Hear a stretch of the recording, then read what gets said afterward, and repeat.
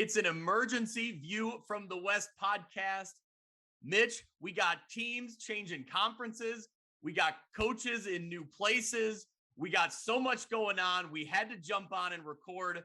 Mitch, it's good to see you. How you doing? Good to see you, Greg.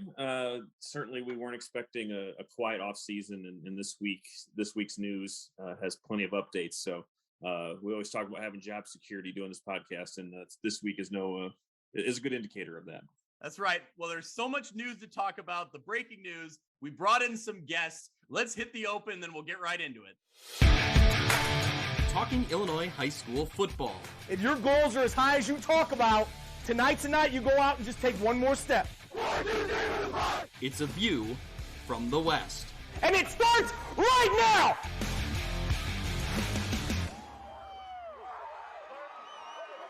Welcome into View from the West podcast, the podcast covering Illinois high school football on the western side of the state of Illinois. I'm your host, Greg Armstrong, joined once again, as always, by Mitch Stormer. Mitch, back in the virtual studio here, recording a new podcast. It's not quite football season yet, but man, we got some news to talk about. So it's good to see you, man.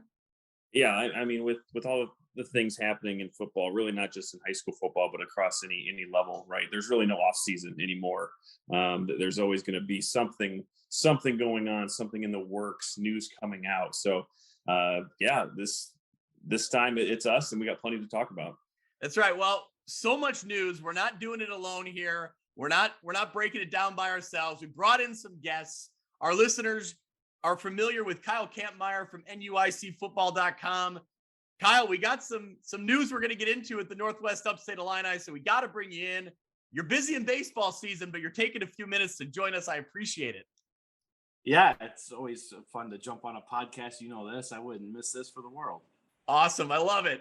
Well, we got you covered with the NUIC, but if we're talking Lincoln Trail Conference and the Three Rivers Athletic Conference, we bring in Ty Taylor from WRMJ Radio. Ty, first time on the podcast, but a listener, a loyal fan, I've heard, so I love it.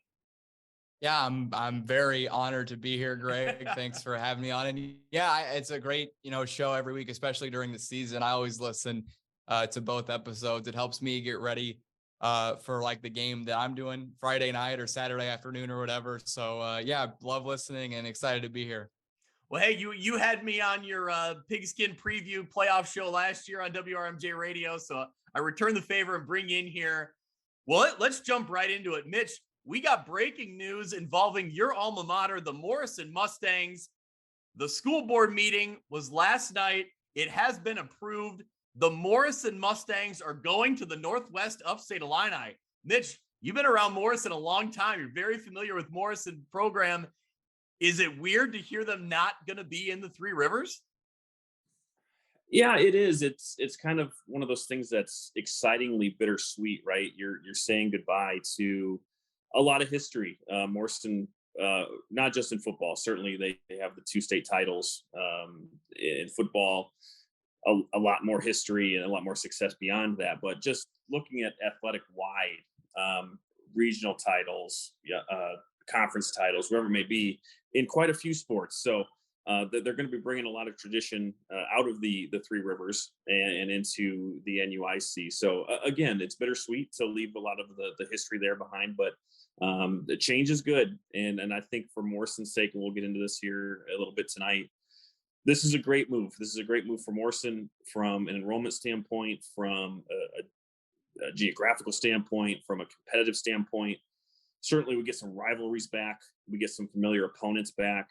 And then at the end of the day, it's going to be less travel for the kids and, maybe some better opportunities for family members to maybe not have to go so far away to an away game and some closer opponents there in Northwest Illinois. So yeah, this is exciting. I'm really excited about this move. Something that we kind of talked about as a possibility. Certainly once Fulton went up, we were like, well, Morrison's a candidate for future realignment. So, and just recently, as this week, kind of the whispers just kind of started to get a little bit louder. And the more information that we got, it was like, no, they're actually voting on this.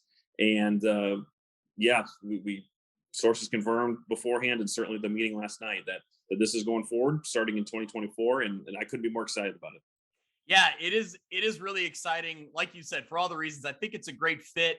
And it is one of those things that we kind of speculated, but it seemed like, would they actually do it? Would they actually make this move after such a long history, proud tradition in the Three Rivers Athletic Conference, going back to 1975, their affiliation with the conference. So really, I mean, kind of historic move when you start putting it into perspective for how long they've been there. But speaking of history and, historic conferences, the Northwest Upstate Illini, Kyle, how long had you been hearing about this? And, had you been talking to coaches or athletic directors? And what do you think about this move? Well, first off, I think it's a great move. I mean, like Mitch just stated, we've been talking about Morrison wanting to move into the NUIC for quite some time. Originally, it was supposed to be a move that was going to be just a football only move, which at the time when Amboy came over in 2016, the NUIC wanted all or nothing, and Morrison just wanted to come for football at that time. That's kind of why we got Amboy instead of Morrison at that time. Here recently, prior to Fulton and transitioning in the NUIC, we also had heard more rumors existing with both Morrison and Riverdale trying to seek membership into the NUIC. So it's definitely been talked about over the course of the last 7 years as far as Morrison getting here. Look at their enrollment. I mean, coming into the 2023 season, their enrollment sits at 287 on average over the past 2 years. So obviously solidified in the Class 1A, which they have been for a couple years now. Overall, I have talked to a couple of my buddies that hang out, like Greg and Matt Surdich and a couple of those guys. And, it's a big move for Morrison because that they can definitely get more opportunities to get into the playoffs. And talking with Greg, who is a big Morrison fan, big follower as well, he feels that Morrison has troubles playing in the Three Rivers because of the size differences. I mean, you go from 1A up to 3A, 4A, depending on what school you have there. So getting them into the NUIC where the conference alignment just is better for them overall should potentially see them, one, be more competitive against 1A teams and allow them better opportunities to get a chance to get into the playoffs. At the same token, for the NUIC's benefit, it's going to close the conference off so we can go back to 9 weeks of conference games and then watch the NUIC dominate once playoffs start. So, Kyle, you mentioned it, the rumblings of a new head coach with the announcement a couple months ago that Steve Schneider was going to Arcola. Mitch, do we have more detail on the new head coach on the sidelines for the Mustangs? Yeah, that also got announced during the board meeting last night. It'll be Nate Vandermeide, who was the offensive coordinator. I'm not sure how long he was on staff there, but he is a teacher on staff there at Morrison High School. So he was a quarterback after me. He's 2 years behind me. He certainly led the Mustangs to great success. They went to the semifinals his junior year, and then they lost to Dakota, I think, in the second round his senior year. So, and he went on to play at North Central. So he is a very, very, it was a talented player, certainly a bright football mind. So this is a great move. Certainly when you have change, moving conferences, any sort of continuity you can bring into the team is going to be good. And let's not remember, and I want to jump on Kyle a little bit here. This is a playoff team from last year. This was a team that made the playoffs on a very, very young group of players. So I think we had talked about at the end of the season that we expected Morrison to make a jump because they would have older players. Of course, that was with assuming that Snyder was going to be back there. We really liked what he was doing. But this is a young team coming off of a playoff season. I think it's going to roll right into the NUIC. Certainly, are they up to the Lena level? Or are they going to compete with DuPec? Probably not. But I think that they can be really, really competitive. And again, we're talking 2 years from now. But even I'm pretty sure Lena will still be good in 2 years. But, I think they will jump right into the NUIC and see continued success and build on the momentum that they have had, at least starting with this past season. So, Mitch, Vandermeide was the quarterback right after you. So I'm assuming then you taught him everything he knows, right? That's all of his. his play would indicate otherwise because he was so much better. I can say that we wore the same uniform, and I own both of them, so I might have to talk to him about that. Yeah, well, he may be interested. He may be an interested buyer then in one of those. Yeah. So, but yeah, certainly, again, grew up playing with them. With that 2-year difference, we weren't on the same team. He was up with us for the playoffs for my senior year, but again, once he took over, he took them to new heights, and it was that Westfield game his junior year that was a heartbreaking loss in the semifinals, and then again, as mentioned, lost to a really good Dakota team the year after. So again, can't say good enough about him. Looking forward to seeing what he can do with this team moving forward. So with Morrison headed to the NUIC, and we should clarify, I think we've already said it would be for the 2024 football season, or for the 2024 season, athletic season. So I think one of the most exciting parts is you got Morrison and Fulton, the wooden shoe, one of the best rivalries in the area coming back. Now, Ty, you have a little connection to the Fulton Steamers. What have you heard from out that way? Well, I know. So my uncle, for people who don't know, is Fulton head coach Pat Lower, who's from Aledo. I know I've talked to him a little bit about this, and I think the Fulton people are excited because, like you said, the Morrison-Fulton rivalry is such a great small school rivalry, not just in football, but kind of, across the board in every sport. And I know, the trophy game is, I think, a really cool thing that I wish more schools did in high school football locally. So that's right. Yeah, yep. I know Pat is excited and the Fulton people are excited to kind of renew that rivalry. Yeah, that's great. We've talked at length about trophies and how we need more of them. And Mitch and I are campaigning, coming up with some ideas that creatively we'll have to revisit that and get some schools on board here with more trophies. But so Mitch, you did your homework today. I put you on task to do some homework. You looked at some common opponents from the Three Rivers and some opponents that Morrison will have moving into the Northwest Upstate Illini, enrollment, but also, length of travel, the distance between high schools. What did you find, as you started looking through some stuff? It was a little more eye-opening than I thought, really. And some of these enrollment numbers I think might be inaccurate. They might have been from the year prior. I was just going off of what IHSA had on there, and I don't know when they update those. But either way, you can see the drastic differences that Morrison will kind of be coming into in an improvement, I should say, when they start playing NUIC competition. Because when you look at the Three Rivers, the way that they are, and the teams that they've added the past couple of years, teams like Kewanee, teams like Hall, these are bigger schools. These are 4A schools, enrollment over 500. Monmouth Roseville's over 500.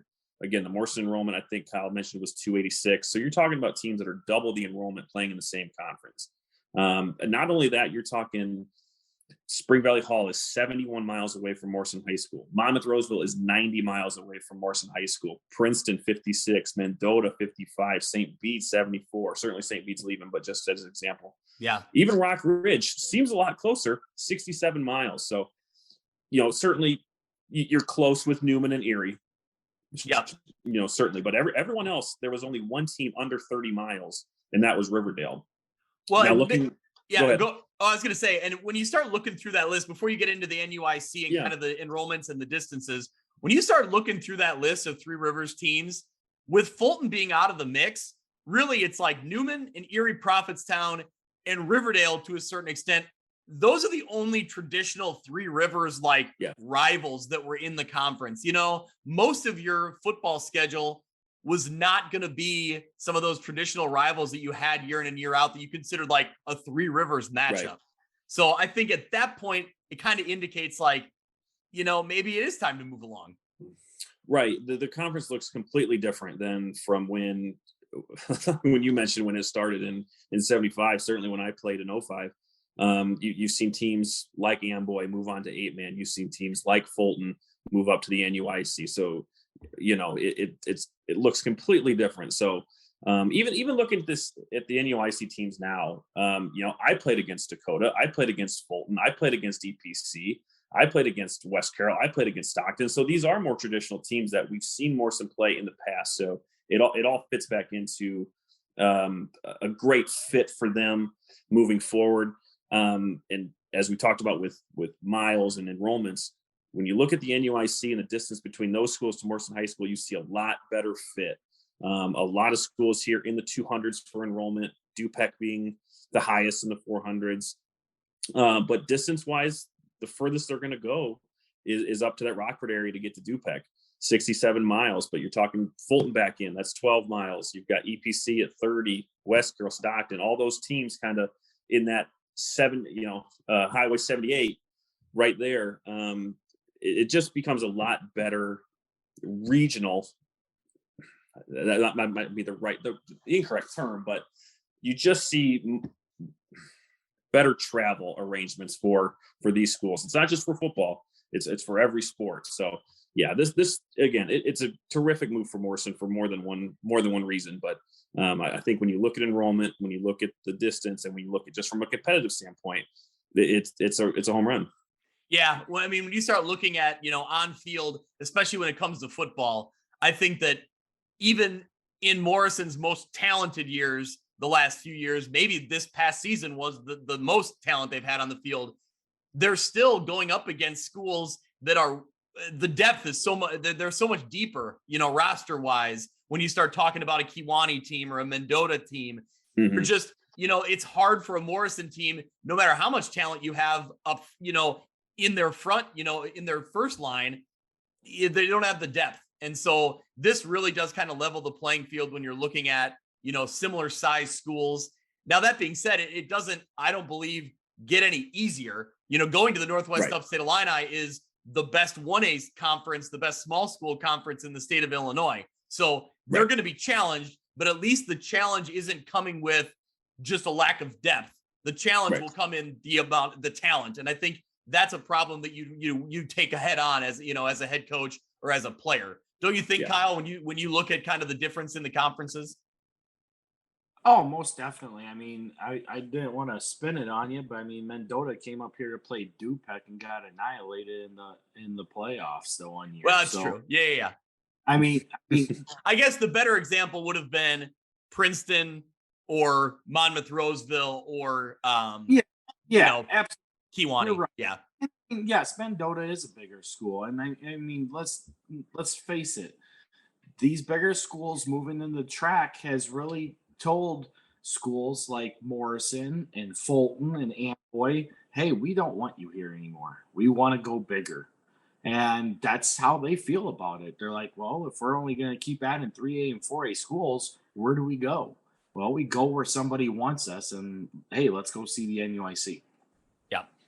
I think quickly before we move along, I think one of the big questions for me is where does Bureau Valley fit in all this? Looking at the Three Rivers Conference, because they're now one of the smallest schools, maybe outside of Newman. I don't know what Newman's enrollment is, but I think that's one that when they shuffled up the divisions, it made it tricky for Bureau Valley because they were then on the geographic side with Princeton and Hall, and Bureau Valley is only getting smaller, over the years. So that's one that I kind of look at and kind of wonder, what's going to happen there. Now, looking ahead, we see Morrison leaving the Three Rivers Athletic Conference. So who takes their place? Well, that's why we bring in Ty Taylor. Ty, you're out in Aledo, Mercer County, making the move to the Three Rivers Athletic Conference. It was something that, again, like Morrison, something we talked about. It seemed like a natural fit when you were looking at St. Bede leaving, but it wasn't kind of a clear-cut decision. There was a lot of back and forth, wasn't there? There was a ton of back and forth, and you're right that it seemed like a clear-cut decision. And to be honest with you, like you said, it seems like a better fit. And kind of to echo what Mitch was saying about Morrison moving to the NUIC, I feel like for Mercer County moving to the TRAC, it's kind of the same stuff where you get, the traditional rivalries back with schools like Rock Ridge and Sherrard and Orion and Monmouth Roseville. And the geography is better, I think, obviously for Mercer County with the schools on the other side of the TRAC. I'm talking about, currently in the East Division, travel's not great. But yeah, I mean, I think it's a great move, and I think it's a much better fit.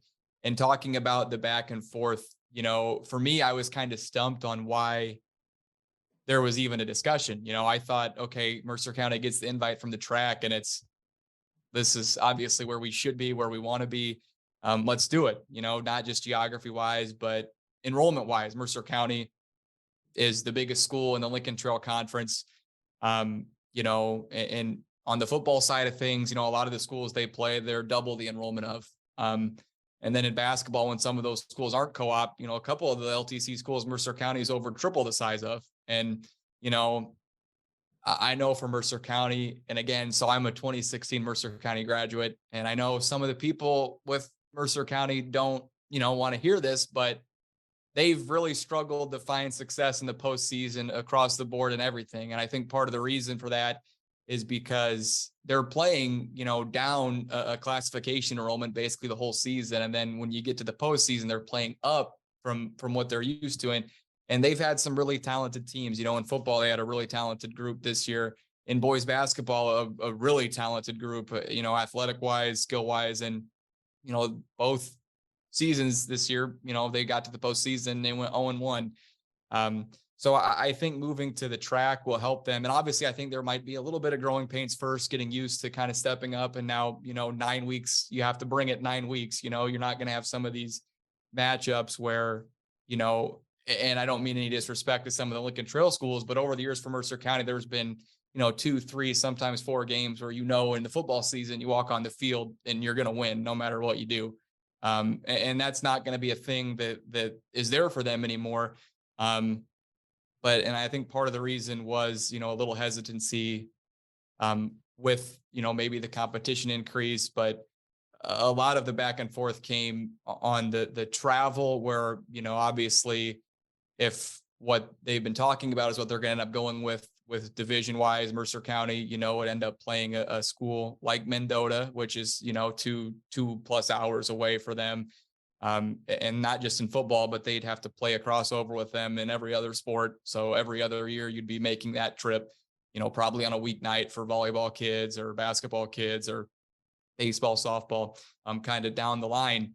And then kind of the other thing that I know, and this is probably the biggest thing that the hang up was on, is Mercer County was a bit concerned about the stability of the Three Rivers in terms of, the teams. There's been a few schools, I should say, that obviously with Morrison leaving now, they're one that people have heard. You mentioned Bureau Valley, who actually at the board meeting when Mercer County voted to accept the invitation from the TRAC, the principal, Andrea Cooper, had said that, basically Bureau Valley had reached out to the Lincoln Trail Conference and is interested in potentially, seeing that as a fit for them. But when you look at the stability of the TRAC, right, I don't know if I really buy that, just because I don't know if any conference is really that stable when you look at it. And talking about the Lincoln Trail in football specifically, there isn't a Lincoln Trail Conference in football anymore. The league is combined with the Prairie Land. So like Mercer County on their football schedule this year, they play two schools that are in the Lincoln Trail Conference. The rest of them are teams that are in the Prairie Land. And I have Mercer County's football schedule right in front of me. And I can go through it if you want, but like some of the schools they play, it's, games that if you're in the Mercer County community, you could not care less about any of these games, truly. And, I think that's the big thing is I think traditional, geographical rivalries are so important, and Mercer County has not had that in a long time. They never had it as Mercer County. Yeah. Because there just isn't. I went to Mercer County, I competed in the Lincoln Trail Conference, and there's nothing close or anything that resembles the rivalry that Mercer County has in the Lincoln Trail. And again, that's not saying that the LTC is a bad conference, because I don't think it is. And there are a lot of people that like I've met through growing up playing in the LTC and covering the league that I have great relationships with, down the line. I could mention, multiple people from every school, but Mercer County is a fit in the Three Rivers. And in my opinion, they're not a fit in the Lincoln Trail. And I think it was a good move. And I know it's a tough decision for some people, but overall I'm thrilled and I'm really excited for it to start here in a couple of years.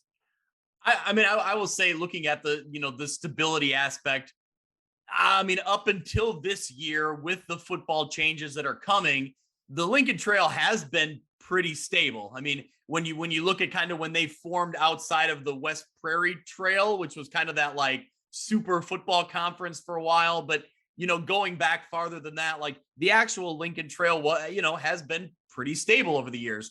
But that being said, you're right that enrollments and football teams having to really look hard at is, co-oping, or is it 8-man? Or I think more of those conversations are going to be coming up. They're not going away. So with this move, I think with the Lincoln Land Conference forming, I think it's a great deal for both the Prairie Land and the Lincoln Trail teams on the bigger end and the smaller end.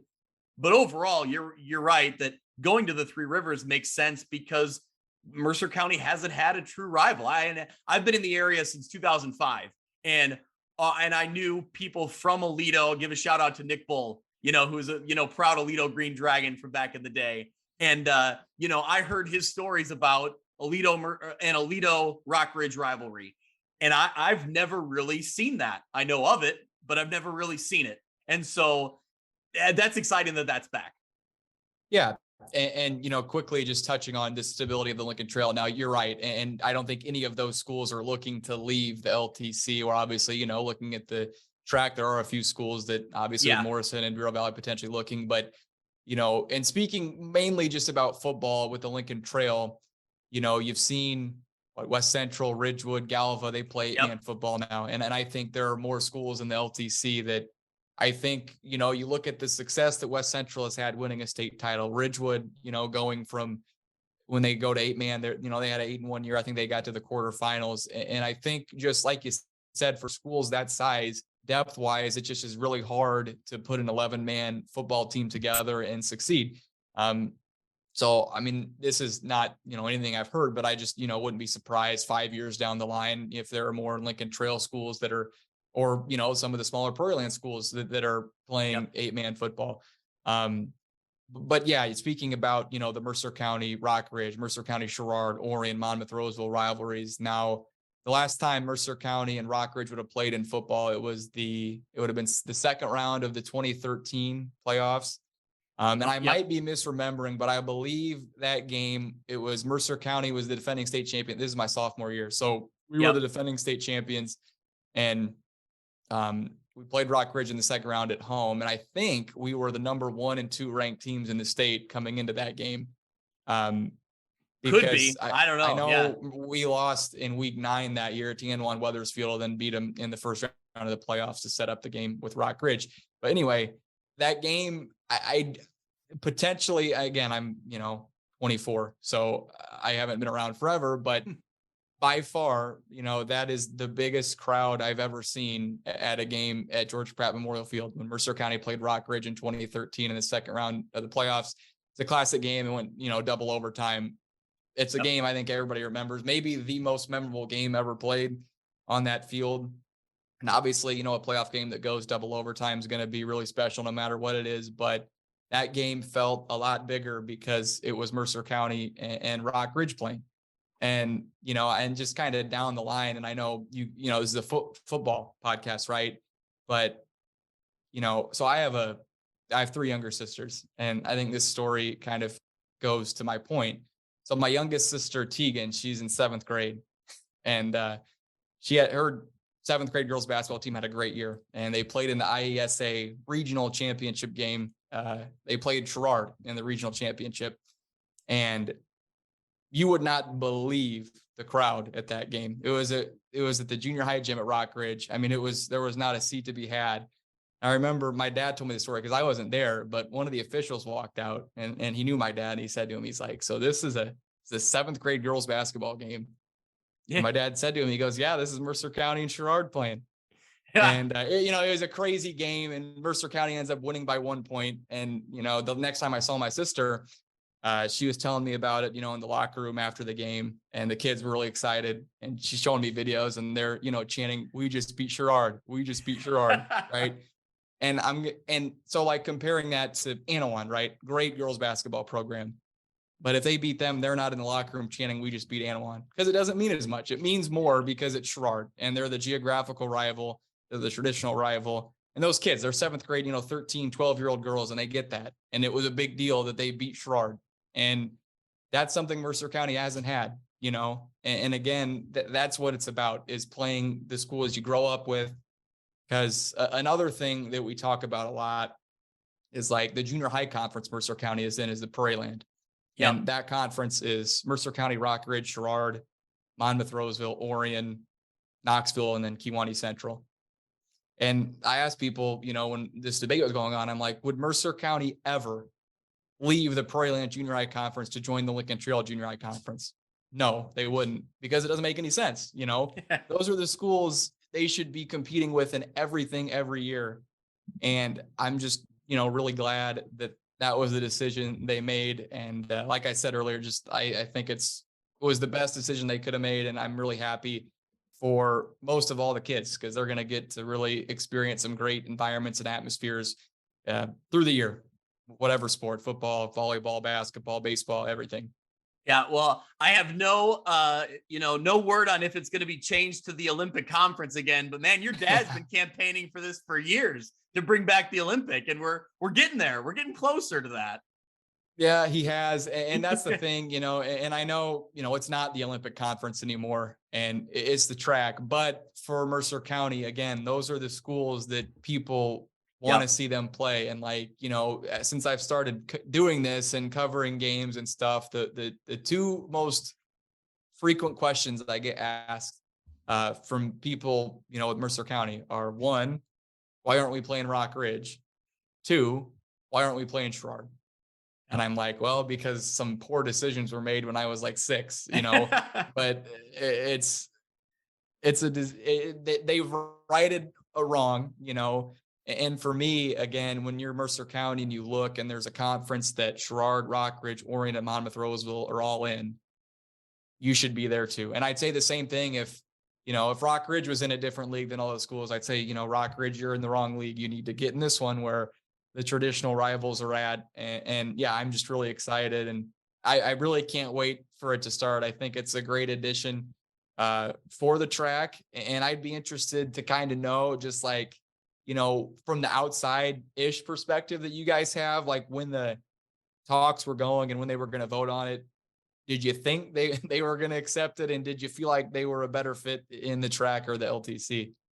Yeah, Mitch, I know we kind of texted back and forth when it was going on. What were your thoughts as we were, you know, hearing the debates were happening in the school board meetings and discussion was happening? Yeah, I think to everything Ty just mentioned, it made sense. You know, when they made that decision to combine the LTC and the Prairie Land, and we were looking at that, and we were looking at the split between small schools and large schools, it just kind of immediately kind of took away some of what we were used to, and it didn't feel quite like it fit, right? I wasn't going to get fired up to see Mercer County and Illini West. I'll miss Mercer County and Knoxville. But looking at those large schools in that division, I'm not excited about any of that for Mercer County. But to everything Ty just said, getting those rivalries back with Rock Ridge, and certainly that the Alito Rock Ridge rivalry was even before my time, really.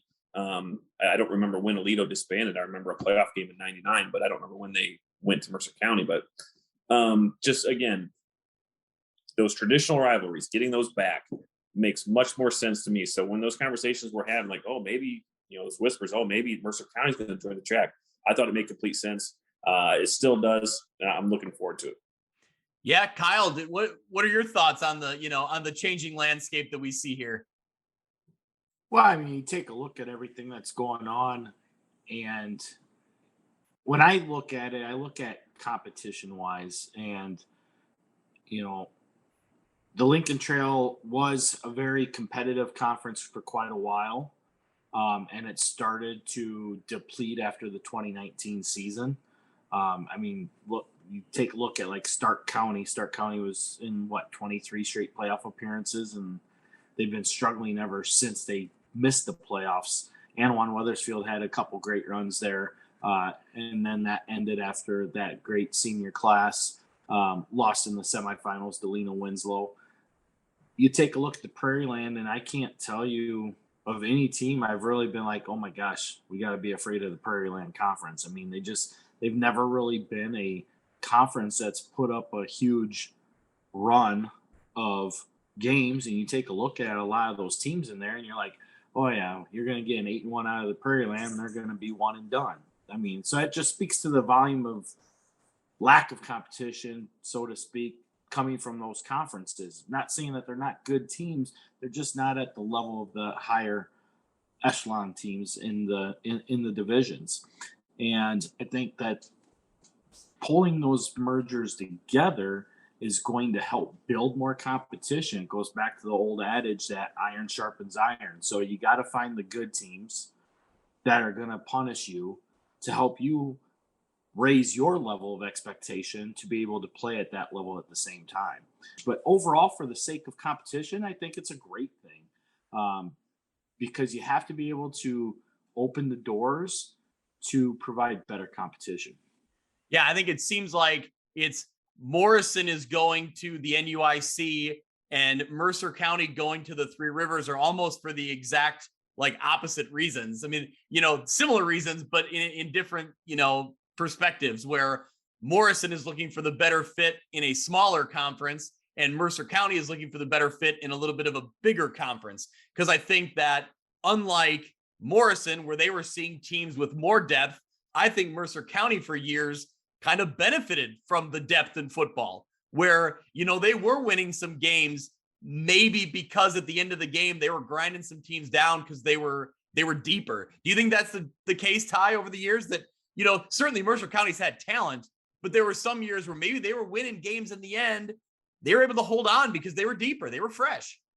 Yeah, I think so. And kind of like I said earlier, Mercer County, they've had, talented groups and talented kids who have played, don't get me wrong. But the point I made earlier about, some of the schools they play in the Lincoln Trail over the years, and, it could, differentiate who this team is they're playing. But like I said, there are a few games that, every season coming in that we're not going to lose these games. These are games we're going to win no matter what we do. If we get on the bus and we get there, we're going to win this game, and I think that's a detriment to, when you're not tested. I feel like, and this is in every sport, you don't really learn a ton about yourself. And I think it's important to face adversity. And that's something that, one of the best programs that we cover, talking about WRMJ, are Rock Ridge softball, of course, Rock Ridge boys basketball, and probably like Sherrard girls basketball.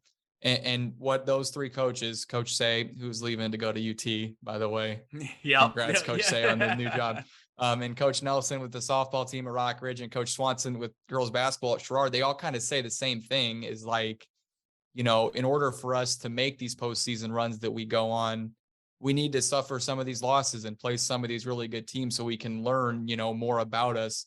Where if we just coast to, win after win after win after win with a lighter schedule, you get to the postseason, eventually you're going to have to play good teams. And if you haven't been tested, I don't think you'll really be able to respond as well as you could if you were tested. And that's what, Coach Say says that all the time. Like, Rock Ridge and boys basketball this year, they went out of their way to play Moline, who was the 4A state champion, to play Brock Harding and Owen Freeman. And I think that's something that football wise for Mercer County, they just haven't been tested in the regular season for a long time. They shared the Lincoln Trail Conference championship this year. And the first time I saw them play in person was I went with John and Coach Breeden to do the game at Anawan Weathersfield, and they played Anawan Weathersfield to try and share the conference title with them in Knoxville. And at that point, Anawan Weathersfield hadn't lost the conference game yet. And Mercer County walked in there, beat them 43-0. And like leaving, I was saying to John, I'm like, that Anawan Weathersfield team, that's not a 2A playoff team, and then Mercer County the next week goes to the playoffs and loses. Right. And I think that, they were on par with that Bloomington Central Catholic team that they lost to. They led for most of the game and ended up losing in overtime. But I really think that if Mercer County was forced to play, a tougher schedule, that I think they would have won that game. I truly think that. And that's why I think this, in the long run, like I said earlier, will be a help for them, where maybe short term, it's going to be, there might be some growing pains. And I think there's going to be a point where I know one of the things that Mercer County is very proud of is that playoff streak they have. I don't know how many years it has in a row, but it's well over 20 years now where they've been in the football postseason, and, moving to the TRAC, that puts it, 1 year it could be in jeopardy, and we're in the Lincoln Trail. It really never was. And, but yeah, like I said, I just think that them taking that stuff up in competition and playing, okay, we're going to play a 2A schedule from 2A, 3A schedule from week 1 to week 9, that will help them a lot better in weeks 10 through 14, potentially, than what the Lincoln Trail Conference schedule did for them, in my opinion. Mitch, what do you got? Yeah, well, just to piggyback on some of those comments about teams facing challenges, and it leads me to another question for Kyle. And also we'll talk about some of these games coming up this year that we know of non-conference games that we're really excited about. But, you see a team like Lena, and I think it's Eastland too, putting St. Teresa on their schedule, right? The defending 2A state champions. So you love to see things like that. But that leads into my question for you, Kyle. Looking at it now, assuming that West Carroll is still playing in 2024 and you bring Morrison in as the 10th team, do you think that schedule becomes 9 conference games in the regular season? Or do you think they'll still only play maybe 8 or 7 and then still fill a non-conference game in the NUIC? No, they'll definitely close the conference back off and just play a 9 straight. Yep. No, that's the purpose of why they want to seek that 10th team, because let's be honest, for athletic directors, it's a scheduling nightmare, especially trying to schedule teams in small school football, and you have so many close conferences already. I mean, that's what the Lincoln Trail and the Prairie Land merger is going to do. It's basically going to close that one off. We already know the WIVC is closed off. So really, to find good 1A football and to be able to schedule, you have to be in a closed conference. Yeah. Otherwise, you're going to find yourself like Lena Winslow and EPC scheduling the Class 2A state champs St. Teresa for a non-conference game. Now, realistically, for Lena Winslow's sake, I know for a fact that Coach Aaron is never going to shy away from competition. Me and him share the same thoughts and philosophies. You only get better if you go schedule bigger. And, he's not afraid of that matchup. In fact, me and Carrie are going to head down there for that week 5 matchup. We're going to pick up Monroe Forsyth the night before, even though they'll probably be a runaway because they play Pittsfield, but it is what it is. But anyway, we're going to go down there and see that matchup. And, I don't both teams obviously are state champs, and it's a big competition game on paper, but realistically, St. Teresa loses a lot. I mean, they just lost their head coach, who is finally retiring, and Mark Ramsey. You have only 3 starters on both sides of the ball returning for St. Teresa. So, I mean, it's going to be a different looking team. And talking to quite a few people in and around the St. Teresa program, they wouldn't be surprised with the schedule that they have if they have a hard time getting to 5-4 this year. So, because they're not going to be in the CIC. There they are. There you go. Another conference that is kicking out another member because, well, they're too good, rather than saying, hey, we need to play up to that level. And this is the BS that you keep seeing go on. And now you got St. Teresa trying to find games, and they have had to schedule a tougher schedule because who are they going to play? There's all the 1A, 2A schools down there are already in closed conferences. So, the NUIC is going to stay closed. It's less of a scheduling nightmare for them in that aspect. Yeah. Quickly, before we wrap up the discussion on Mercer County, getting back to the Golden Eagles here, we have to mention they also have a new head coach in Tanner Matlick, takes over in Aledo at Mercer County. Former Golden Eagle quarterback, led them to a state title in 2012, went on to play at Monmouth College. Ty, I'm sure you've talked to him. He's been on the staff, correct? He wasn't the past couple of years, but he has been before. Okay. Yeah. And I know he served as a couple of years where he was calling plays for them. But yeah, he's been on the staff previously. He wasn't like the past couple of years. Okay. But yeah, he has. Well, what have you heard from him? And, what's he bring to the table? What do you like? Do you like this hire? What do you like about it? I do. Yeah. I think Tanner will do a great job. One, he's somebody, like in the community that everybody knows, and he had such a great playing career at Mercer County. Of course, like you said, leading Mercer County to a state title in 2012. And yeah, I mean, he's, a guy who I think a lot of people are excited about him being the head coach. Like I said, being from the community, he's familiar with kind of, what the Aledo / Mercer County community is like. And I don't think, that will be an issue for him handling that. And he's a young guy too, which is exciting. I know when you get a guy who is young and lives in the community, and I think he'll, be at Mercer County as long as he wants to be, and that's something that I think is important, especially at a smaller school, to find somebody who, wants to be there. Tanner Matlick wants to be the head coach at Mercer County, and I think it's a great fit, and I'm really excited to see what he can do. And like I said, I think a lot of the people around the district and the athletic department are excited for him to take over too. Yeah, it seems like a natural fit. Seems like a good hire out there. Speaking of other head coaches in new locations, Mitch, we got a whole list of coaches in new spots here. Maybe the biggest team, biggest name making a move. Ben Hammer has left Rock Island High School. He was the head coach there for multiple years, several years, brought the Rocks to pretty good success. He took a position down in Florida. So he's completely left the state, left the Midwest, took a high school job down in Florida, coaching down there. But the interesting move then is Fritz Deodone leaves Rock Island Alleman and is now the head coach for the Rock Island Rocks. Fritz was the defensive coordinator under Ben Hammer a couple years ago, before going to Alleman.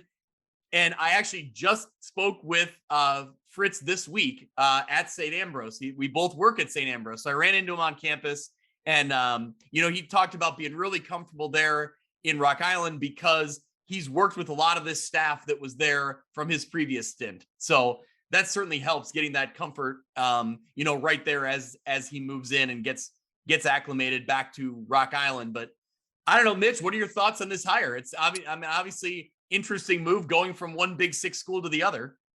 Right. And certainly having the background at Rocky is going to be an easy transition. But if you didn't know that, right, and you saw that Fritz was going from a hard pressed Rock Island Alleman team, right, with all the struggles that they have in the school, going from that to a 6A program, it's a pretty big jump, right? When you see a coach that went 1-8 at an Alleman team getting a job at a 6A. But again, knowing the background, knowing how good of a coach he is, certainly he made a lot of improvements at Alleman during his time there from what they were doing. Even to get a win was huge for them. So, this is great. Again, we talked about continuity amongst all the changes that happen. So whenever you can have a little bit of that, I think Rocky's going to be in a good place to get back to competing with Moline, to competing with Sterling, competing with the Quincy's, to get back up into that upper echelon. Not that they're not there, but just competing a little bit, maybe more closely than they have the past couple of years with those schools. So yeah, great hire for Rocky. Looking forward to seeing Fritz on the sideline this season. Yeah, I think it's a good hire for Rocky in the fact that I think Deodone is one of those coaches that he's a real program leader. I think that's why Alleman hired him, because of the situation they were in. They needed a presence. They needed someone to really lead the way and really kind of be the center, the focal point. Right. And I think he does a really good job with that, character building aspect of a football team, of a program. So I think it's a good hire for Rock Island, being that he was familiar with them already, and to kind of bring that mentality into this Rock Island group. I'm interested to see what he could do. This Rock Island team has kind of been up and down, right? They haven't been the consistent top of the, top tier of the Western Big Six the last couple of years. Can they get back there? I'm curious to see kind of how that goes. Looking around the area, other coaching changes in Kewanee. Matt Taylor replaces Brad Swanson. He steps in as head coach after being an assistant for the past few years. So Brad Swanson had led Kewanee to, almost historic heights a few years ago, and has that program really playing really good football. See what Matt Taylor can do as he steps in there. We referenced Morrison's head coaching change. Steve Schneider is out and Vandermeid is in. Erie Prophetstown, just down the road, Tyler Whitebread replaces Jesse Abbott. Now, Abbott will stay on as offensive coordinator, but Whitebread will take over as the head coach. Kyle, we got a few changes out your way out in the Northwest Upstate Illini. We'll start with West Carroll. Is it Mike Bixler takes over as head coach? What do we know about him? So Mike Bixler previously was the coach of West Carroll from 2011 to 2014. In that time, he had just left from being an assistant at Dakota. So he was on the Dakota staff on their 2005 and 2007 championship teams. Sorry, Mitch. And anyway, when he left Dakota, he became the head coach there. And then Matt Lightson had replaced him after his 4-year tenure after the 2014 season. So now he comes back to take back over the reins there. So, he's got good coaching pedigree. A lot of the people here in Dakota were big fans of him and thought that him going to West Carroll, one, wasn't just a loss to Dakota as far as his coaching and teaching abilities, but also at the time, West Carroll was not in a good state either. So it was almost like they knew it was going to be a challenging situation, and ultimately it led that way with his record being 9-27. But obviously you got to have challenges in front of you in order to be successful. So we'll see how he does. Very well respected guy. Another head coaching change out in Stockton, Sean Downey. This is a couple months ago. I think we talked about it once before on the pod, but give us the background on Coach Downey stepping in at Stockton. Yep. So obviously Matt Lightson, when he left West Carroll, just talking about him, he went back to his alma mater, Stockton, took over that program, and just stepped down here recently. Sean Downey was on his staff prior, so he was already affiliated with Stockton football, and he is going to take over the reins as the head coach there. He's an offensive guru guy, was the offensive coordinator for EPC under Randy Ashe during his tenure from 2007 to 2017. They won a state championship in 2014. Had a good run there of, I believe it was like 3 or 4 consecutive conference titles as well. They were part of the team that ended Dakota's regular season streak from 2007 to 2010. So it was EPC that ended that 30 or 27 game run, whatever it was. It was a long one for the Indians, and but yeah, Sean's been around football for quite a while in the NUIC, knows the ins and outs of a lot of teams and a lot of programs. Again, another guy that has a lot of respect across the conference, so it's a good move for Stockton. And we love the phrase offensive guru. Let's see Stockton putting up some big point totals. I love it. Well, let's get into the 8-man division, and Todd Kramer is back as head coach of Ackwen. But Kyle, we talked about it a little bit before we started recording here. It seems like Ackwen there's a whole lot of things going on between this co-op that was and then wasn't, between Orangeville and Ackwen, and just Ackwen's numbers in general are just they're not trending in the right direction. I guess we'll call it. No, so obviously both these schools took a poll on how many kids they would have interested in going out for football. And when it came out, there was like 13 kids from Ackwen at the most across all 4 classes. And I think Orangeville was sitting around anywhere from 16 to 18 kids. So in theory, if they were to co-op, they'd be around 27 to 31 kids. But likewise, though, that age group was a lot of freshmen and sophomores, and the incoming classes are very low as far as boys going out for football. Ackwen has 0 kids coming in to play high school football this year, and I believe 7th grade doesn't have anybody either. They've been playing a combined 6th, 7th, and 8th grade schedule for junior high football for quite some time, just to be able to fill that gap and void.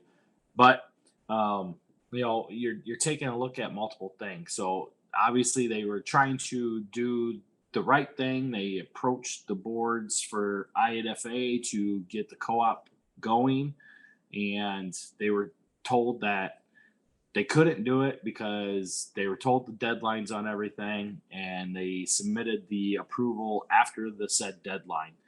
Although in talking to administration at Orangeville, they had originally posted this at the end of the football season back in November. So it was something that they were pursuing right when football season ended, and they brought it to the board. I think it was January 12th, somewhere around there. And at the time, the cutoff date was January 1st. And they tried to put it through to the vote anyway, and it was voted down. They tried to appeal it. And in the appeal process, they stated, what if you changed our schedule? We'll sit out the playoffs. They were basically trying to do anything, from what I understand, to just be able to make the co-op go through, even if it said we can't qualify for the playoffs this year, and it still was voted down. So they did hire Todd Kramer to be the coach of the co-op, which Todd used to be the head coach for Aquin football, and he still is the head baseball coach for Aquin. And now you're starting to look at a mass exodus of Aquin athletes. They have 5 of those kids that were going to go out for football, or one's already left to go to another school, and you got 4 more getting ready to transfer to either Eastland or Freeport. So right now, Aquin's not looking too good to be able to have a football team. Initially, they were told that they could not change the schedule. Since then, the IAFA has come back and has changed the schedule to make it easier for Aquin to have opponents that would be better matched up to where their athletic talents are with the younger kids. So everything is kind of wishy-washy here as far as what they were told that they couldn't do, and then they go back and they do it anyway. So it's, it's just,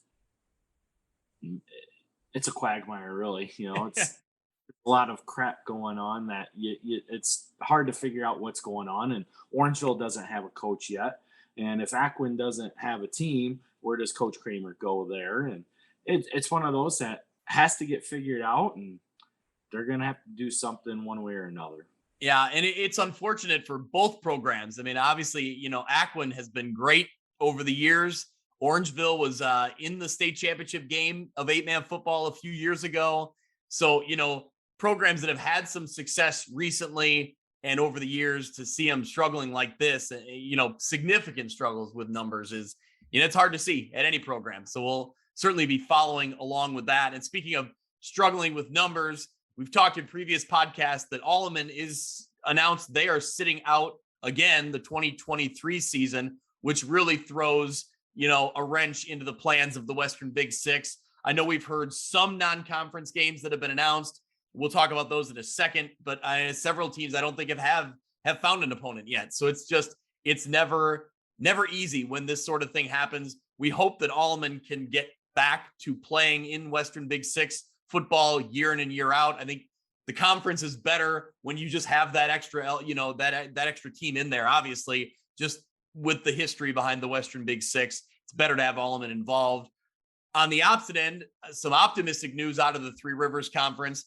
Riverdale is back to competing in 11-man football. They announced that earlier this year. So that's exciting news for head coach Guy Derricks. A guy that I've followed for a lot of years now. Really good guy. Really glad that he has them back, competing, ready to compete in 11-man football. But you look at the Three Rivers schedule, Riverdale's back, but they lost St. Bede, who left kind of short of their contract and left a lot of schools hanging for football for opponents. So let's start breaking it down here. We got some non-conference matchups.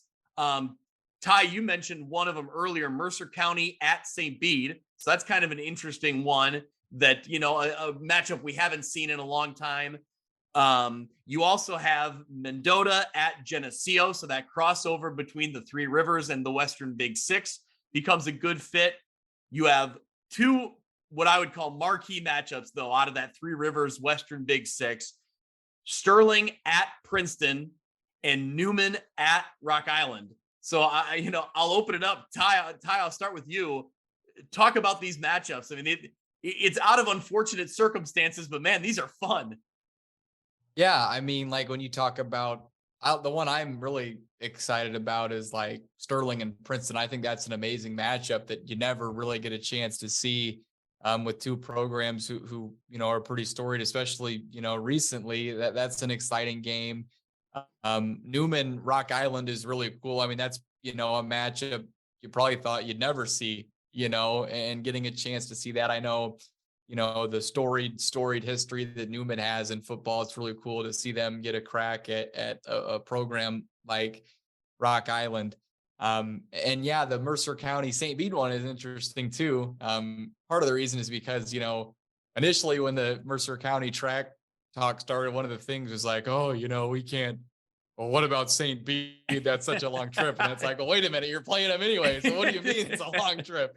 So, I thought that was funny. And then I know Rock Ridge has the fill open date with St. Bede, and they're playing Ridgeview Lexington in week 2. That's right. Yeah, that's a really great matchup too. Good call. It's a great matchup with the recent run that Ridgeview Lexington's been on, and Rock Ridge has had a great recent run in football too. And it's too bad though, ended up with Mercer County and Rock Ridge both having week 2 open dates that, I think they were off where they weren't at the same time, where that would have been cool if they could have got together and played in week 2. But, that's kind of beside the point. But yeah, it's always good to see, teams like from the track perspective, right. To test themselves against, all those teams are playing, legitimate programs that they're going to go up against. And I think that's really cool and fun in the regular season for sure. Yep. Kyle, what non-conference matchups do we have? We talked about, Lee Win going on the road to Decatur St. Teresa. Do you know of any others? Any other fun non-conference matchups going out that way? Yeah, Dakota's gonna travel down to Fisher. I know Stockton scheduled something. I can't remember who. I don't have it updated on my list here. Forreston and GCMS have tagged up for another. Okay. Knoxville and Fulton are going to be playing each other for the next year. It was going to be the next 2 years, but with Morrison coming now, it's going to be 1 year. And then Dupec is taking on Althoff Catholic. Oh yeah, that is an interesting one that we had heard before. Well, yeah, good. I will miss the the non-conference game that the NUIC had to schedule. It going to a closed conference, which we addressed a little while ago. It is unfortunate that you lose some of this, but Mitch, I know we talked, I think, about Sterling and Princeton. That's the marquee matchup, one of them, but the newest one, we had heard discussion about this Newman Rock Island matchup a long time ago, because you looked at schedules and they both opened up on week 4, and we thought, man, are they going to go for that? Are they going to do it? And they finally announced that they're doing it. Yeah, well, we tried to, and certainly we try and help teams that we, that if they announce that they're looking for a matchup, we'll try and keep our ears open and keep our eyes open and try and marry it up. And that was one that we talked about, that we both knew that they were in the same week. Newman was looking and almost had a game set up with Galena, and then Galena went a different way. And I don't remember who Rock Island was maybe talking to, but it both went through. And at the time it was, we have spoken to each other. Certainly it's a 1A and a 6A team. I don't want to say they don't want to do that, but it's maybe a last resort type of thing at the time that we spoke to them. But again, speaking to the Newman AD this week, confirmed that they are going to do it. And as Ty said, it's a matchup you never thought you'd see, certainly because of the disparity of the two sizes of the schools. But it's the best out of a worse situation. It's a good opportunity for Newman to go up against a Rock Island team in week 4. So they'll get a couple weeks to get their legs in, and then that'll really set them up for how they do for the rest of the season. So yeah, looking forward to that. Certainly have an opinion on how that game might go, just on size, but again, just seeing these matchups, right? We saw Lena and Princeton play a couple of years ago. We're going to see Sterling and Princeton this year. You're going to see Lena and St. Teresa. So these opportunities that we get from conferences that aren't closed off, or seeing teams that go to 8-man or just drop off for a year, like Riverdale, West Carroll, all have done. It opens up these fun opportunities. But the side of that, the other side of the coin of that, as to Kyle's point, is it makes scheduling so hard. Even teams like ICC, right? They left their conference, and we've talked plenty about ICC Catholic on this show. but you also feel bad for them because they get put in a really, really tough predicament, having to play really, really tough teams. And so that's true for big schools. It's true for small schools. So seeing these games again, even Mendota Geneseo, cool matchup that we're never going to see very much. Mercer County St. Bede. And I'm looking forward to seeing what the rest, because we don't have the rest of the schedules yet either. So there could be matchups that we don't know about yet or haven't been announced yet. So the ones that we know about, looking forward to. So hopefully, again, we don't want to see teams with open weeks. It's going to be inevitable though. So hopefully we see some of these voids get filled up pretty quickly. Yep. Mitch, I think you've become an IC Catholic fan. You talk about feeling bad for him now, and like you bring him up every episode. Never feel bad. What was that? Never feel bad for IC. Even you, Kyle, you have to admit that they got put into a bad situation. They did. They got screwed over. But here's the thing: they go 5-4. They're still going to be the roadblock to the Class 3A. They'll still be because they'll still be 3A, right? Right now they are.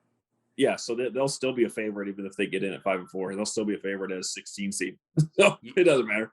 You got to see, Ty. I got to be careful. Once I bring it up, and then they start going back and forth. There's a whole nother hour episode we're gonna have here. So, well, I think, gentlemen, that's all we got for this episode. So, Ty, thanks for stepping in, and you're keeping busy covering the local sports out that way. So, come football season, we'll have to check back in and see how the pigskin previews look. Yeah, absolutely. Thanks. I was glad to be here. Had a lot of fun, and yeah, for sure, we'll have to hopefully, catch up down the road too.